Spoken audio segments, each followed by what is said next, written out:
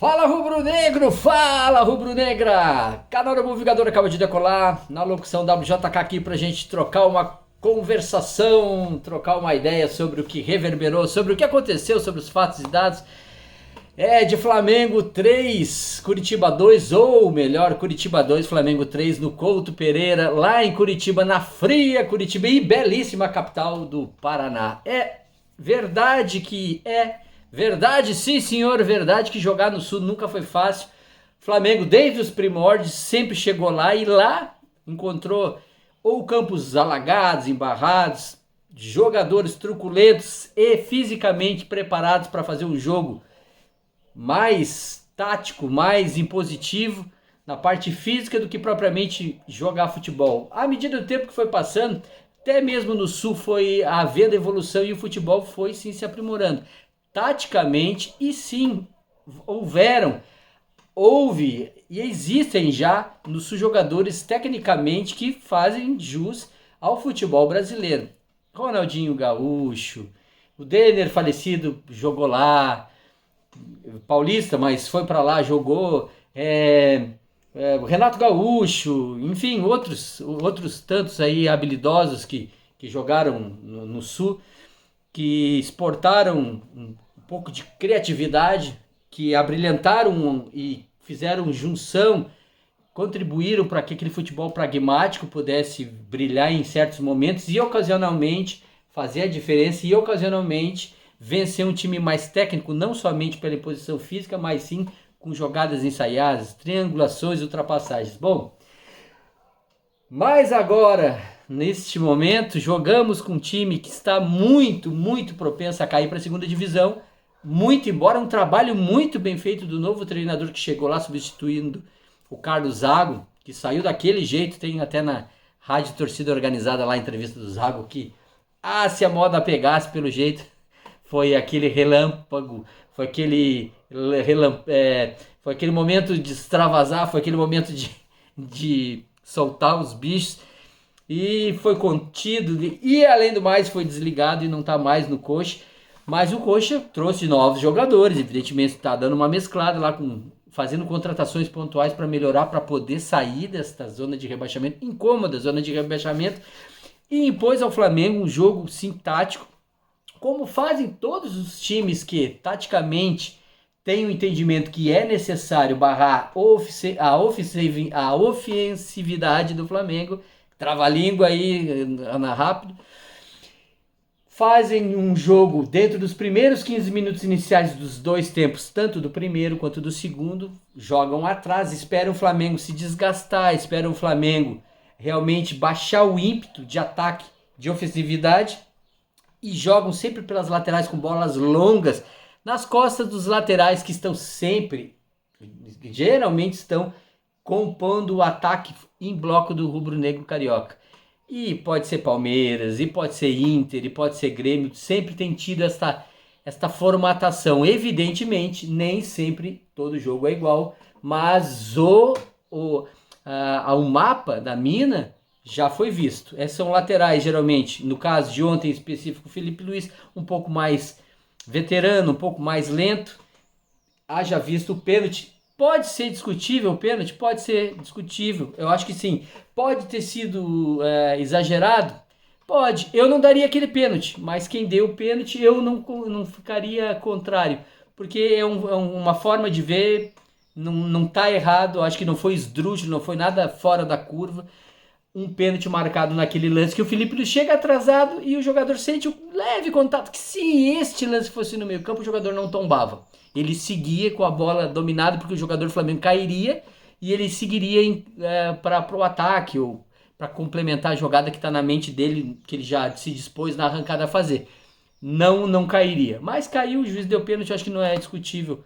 É discutível. É livre de várias interpretações, uns vão achar, outros não vão achar. Eu não daria aquele pênalti.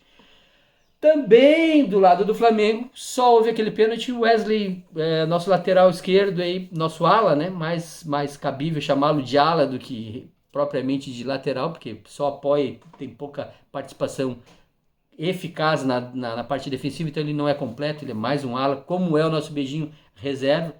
Foi agudo e foi barrado, trombado e caiu. Aquele pênalti também acho discutível. Eu chamaria, eu pediria, se fosse árbitro, não sei como é que funciona. Olha aí, olha, porque eu acho que ele foi tocado fora da área e caiu dentro da área. Mas também se deu o pênalti, eu também não discutiria, ainda mais porque essa sardinha tá caindo pro lado do urubu e o urubu se alimenta, tá tudo lindo. Mas, honestamente falando, são pênaltis para lá e para cá contestáveis. Porém, não dá para ser firme de se falar, não foi, e entrar numa confusão, numa discussão alongada por isso. O Flamengo foi um time no primeiro tempo, onde o Bruno Henrique com liberdade, uma avenida com uma longa reta, ele realmente faz a diferença, ele dá um sprint, ele é notório por isso, né, pelas arrancadas fulminantes, dribla um, dribla dois, não posso nem falar em castelhano aí que, meu Deus do céu, Olímpia velho de guerra, vai a linha de fundo, cruza a bola, o Vitor Hugo cabeceia para dentro da área e acha a Rascaeta aqui, confirma o Uruguarro, e a gente faz um gol bacana, um gol de videogame bonito, legal de se ver, importantíssimo para o rubro-negro. Ao final do jogo, o Flamengo já merecia estar perdendo o jogo, muito com boa vontade de empatar o jogo. O Gerson me tira um torpedo da cartola e manda uma bala, um míssil muito bonito, passa no meio das pernas do cara, do coxa assim, e chega a abrir e o arqueiro foi batido por uma velocidade extrema da bola, bem colocado, bateu meio de fatiada a bola, assim, a bola chega a fazer muito bonito golaço, um balaço do Gerson. O Flamengo traz 3 pontos fundamentais. Palmeiras sofrivelmente venceu, Grêmio, que estava na nossa frente, perdeu de uma forma, como perdem os jogadores do Brasil em geral, assim, dá uma desligada e perdeu para o Santos, foi bom, o Flamengo ultrapassa, o Palmeiras está um ponto à nossa frente. Agora temos mais um período aí para a gente treinar, para a gente aprimorar a preparação física de jogadores que estão aí na periferia, Cebolinha, que entra e não joga nada, mas né, pode estar aprimorando a remate. A gente tem zagueiros, né, Rodrigo Caio, que ficou muito tempo aí na mídia, todo mundo perguntando, reverberando, e agora o cara teve todo esse histórico, tá escanteado, não tá jogando, o que nós podemos fazer, por que não é escalado, por isso, por aquilo. E a gente tem o Sampaoli, o treinador, que na minha humilde concepção, ele não conseguiu entender nada do que é o futebol do Flamengo, não conseguiu entender nada do que são as peças, ele tá cercado e tá envolto às suas convicções. Evidentemente ele tem um sentido de preservação do seu próprio trabalho, do seu cargo, dos seus anseios de levantar taça. Então o Flamengo joga bem, joga mal, joga bem, joga mal, às vezes alterna dentro do jogo, como foi esse caso do Curitiba, e a gente fica cheio de conjuntura. Podia fazer milhões de análises táticas, mas o futebol tem que ser muito mais instintivo, mais orgânico, mais livre, mais inspirador. E o futebol do Flamengo está amarrado, o futebol do Flamengo tá trancado, travado, sempre à mercê de relances de um ou outro jogador. Então, assim, pouco se vê uma triangulação, pouco se vê uma tabela, pouco se vê uma ultrapassagem que a gente possa dizer assim, não, isso aí é treinado, a gente vê que tem treinamento, é automático, não tem, é tudo a cargo das individualidades. Quando junta 1 mais 2 e mais outro 3 e os 3 estão bem, que consegue fazer por conta própria da sua capacidade técnica, né? Tática ali, daquele momento que tá 3 ali, parece que tá meio que notório, né? Toca na frente, o cara que recebe ali, o cara vai ali, toca ali, ele recebe, e o outro que tá passando, ele toca. Acontece, mas tá errado. Então, eu sinto que o Flamengo é muito amarrado ao sistema, e o sistema não comporta, o sistema não retira do jogador o seu melhor, na sua posição. Acho que todos os jogadores entram desconfortáveis para jogar.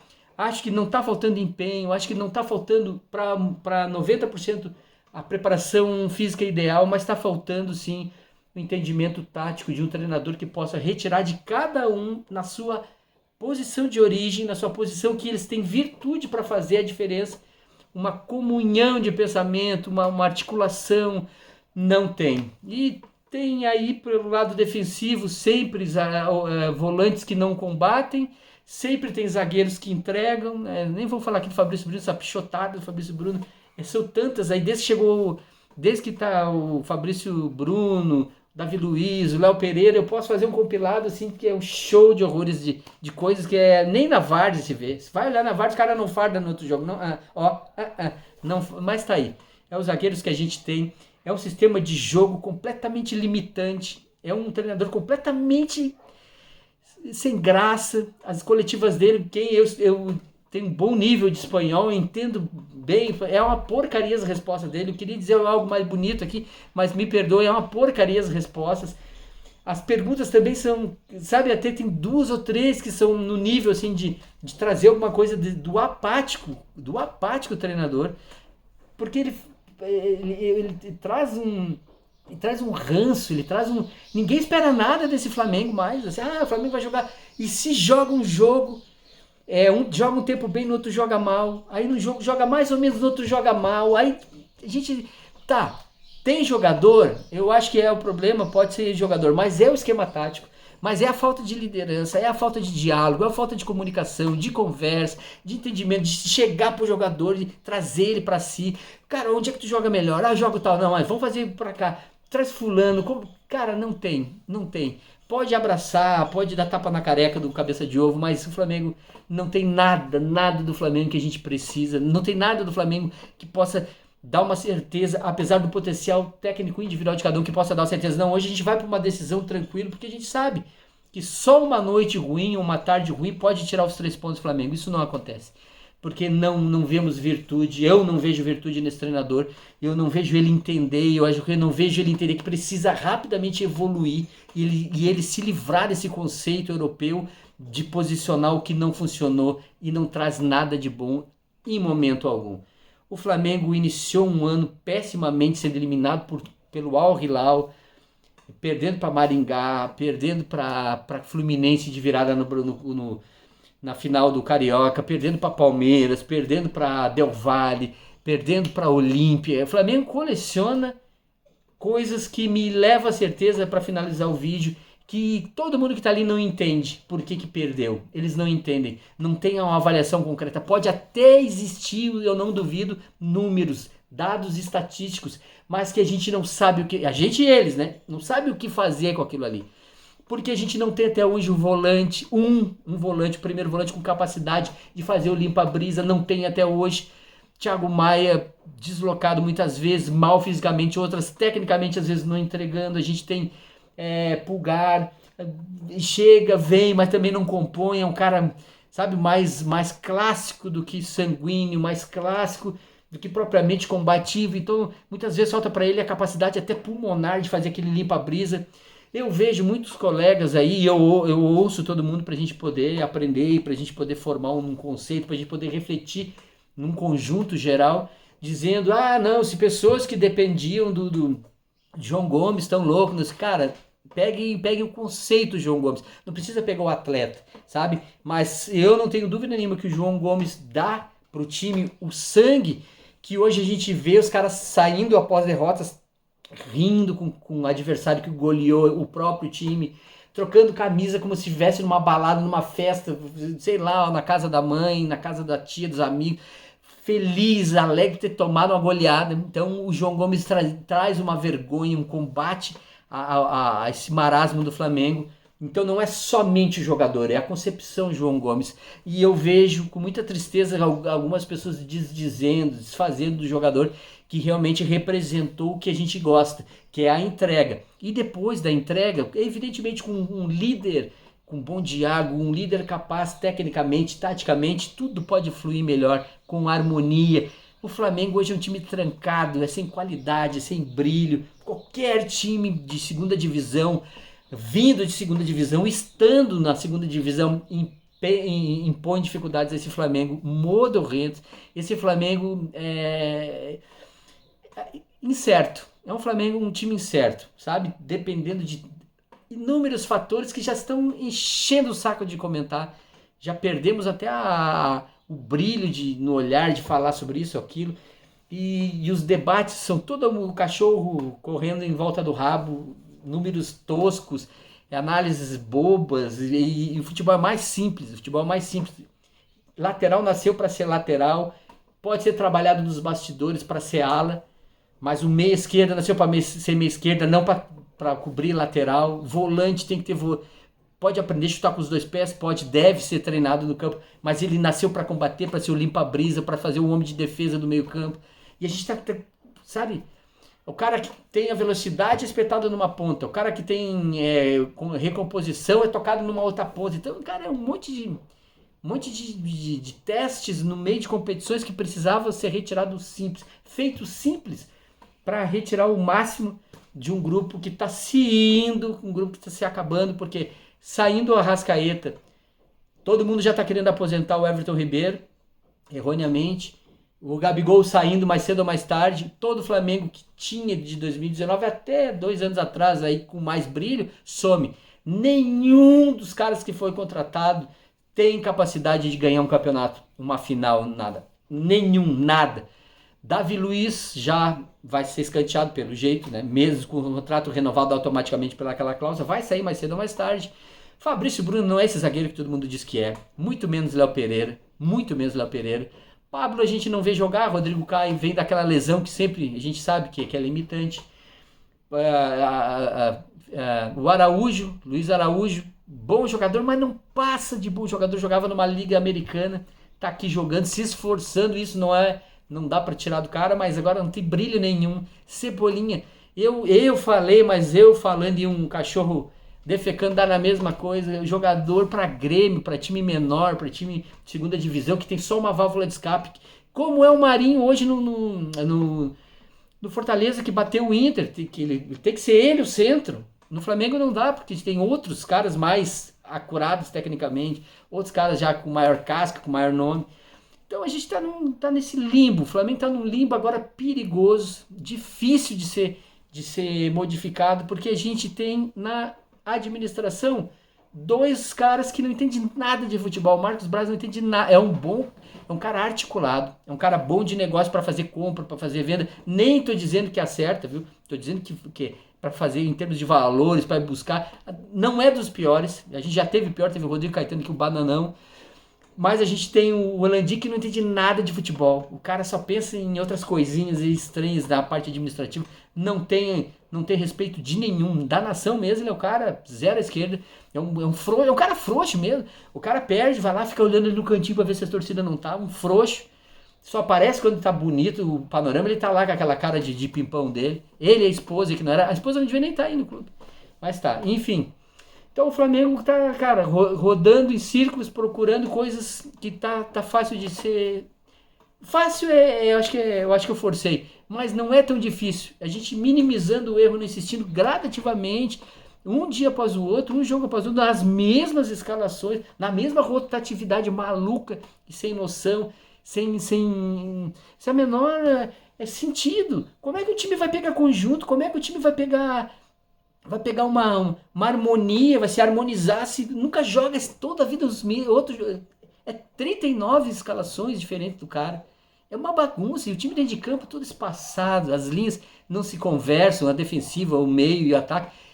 Cara, eu queria muito, muito, muito ter a chance de ver o Marcelo Gadiardo no Flamengo, ou mesmo, mais tupiniquimmente se falando, trazer de volta o Dorival Júnior e dar um período para ele poder dar uma consistência tática para esse time, levando em consideração as características das peças. O Dorival faz completamente diferente. O Dorival me perdoa, querido Dorival, o São Paulo é um caos, cara. Ele só fala merda na coletiva, aquela cara de tonto dele. E não traz nada. O time não é sanguíneo, o time não tem brilho, o time não tem jogada de saia, não tem nada. Venceu, tem os 3 pontos, tá reclamando? Não tô reclamando. Eu só tô sendo sintático, estou analisando os fatos. O Flamengo está há muito tempo trocando de treinador e trazendo gente posicional e esse grupo não funciona. E parem de reclamar do Gabigol, parem de falar do menino Gabigol, parem de reclamar de querer aposentar o Everton Ribeiro, que quando sair esses caras, vocês vão começar a ver que nós não temos nada. Vai cair, vai ser pior ainda. Então por isso que eu preciso de um treinador técnico que consiga ter uma tática e extrair o melhor de cada jogador na sua devida posição. Tá? WJK tá indo, canal Urubu Vingador vai declarar feliz por ter ganho os 3 pontos, mas infeliz por manter um futebol modorrento, bizonho, feio, fosco, sem brilho e dependendo de balaços, foguetes tirados do Exocet, coelhos tirados da cartola do querido boxeador. Não é boxer, né? O Coringa, o Vapo. Meu, que balaço, golaço, Gerson. Pega gosto e experimenta mais de fora da área. Já mostra se faz faz um vídeo aí, passa aí pros teus amigos aí para eles treinarem de fora da área, que é outro handicap, é outro produto em falta no Flamengo. É outra arma fundamental pra gente se livrar de momentos difíceis, né? Né, Curitiba, viu?